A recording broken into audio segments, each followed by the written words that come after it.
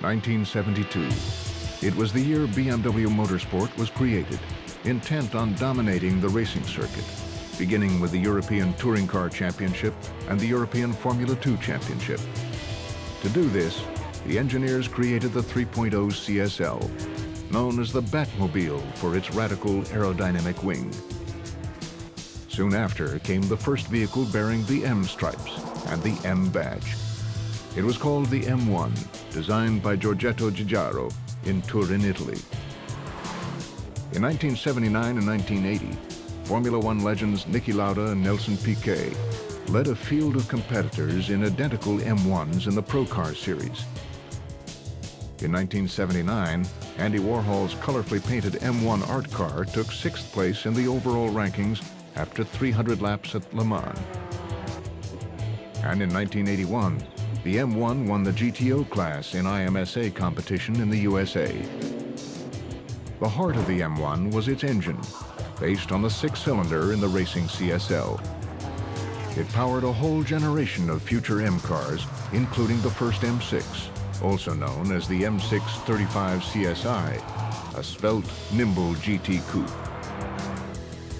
In 1982, BMW made its Formula One debut, with Nelson Piquet at the wheel and the most powerful F1 engine ever produced, more than 1,200 horsepower, going on to win the Formula One championship the following year. The original M3 also was created to score victories at the track. With the M3, we created the first touring car at that time with a welded roll cage system, which was much stiffer than the aluminum bolted system, and it was even lighter. That gave us a big advantage, and still today, I mean, you find that concept in our cars. We have very stiff bodies. It's a basis for a good suspension. It's a good basis for performance. Roberto Ravalle won the inaugural World Touring Car title in 1987 in an M3. And M3s dominated the European Touring Car Group A Championship, racking up over 1,500 victories, including a string of grueling 24-hour races, making it the most successful touring car of all time. I think the A30 M3 was so successful because it only had a 4-cylinder engine, but it was the first of that high revolution concept engine. So it had more than 200 horsepower, and it had such a precise suspension and such good controls. And aerodynamically, it was so great. That, I think, made it an absolute success, not only on the racetrack, but also on the road. And still today, I mean, we have a big community out there who love to drive with the E30 M3. The second generation M3 entered racing in the 1995 season. This new M3 had a 6-cylinder engine and competed in as close to stock production trim as possible.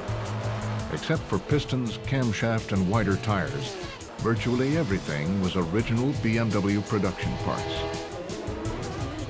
The 1982 Brabham BMW Formula One car had been the first race car to use digital engine management, and the technology was later transferred to M cars. Yet in 2000, it was the M3 and M5 engineers who developed the advanced engine electronics for the BMW F1 race cars. The extraordinary V8 engine in the current M3 is a descendant of the V8 which powered the M3 GTR, built for the American Le Mans series in 2001. We developed that car only in 6 months to put it to Sebring for the first race. And after some little hiccups in the early stage, then it was very successful. So we could win the manufacturer's title, the driver's title, the team title. In the United States, Team PTG campaigned the M3 for 11 years, winning 14 championships, including back-to-back wins at the 24 Hours of Daytona and the Sebring 12-hour race, and 3 professional GT manufacturers' championships.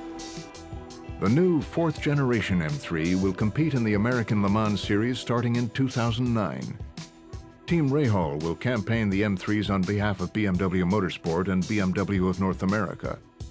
The return of BMW marks the 10th anniversary of the BMW V12's historic victories at the 12 Hours of Sebring and the 24 Hours of Le Mans.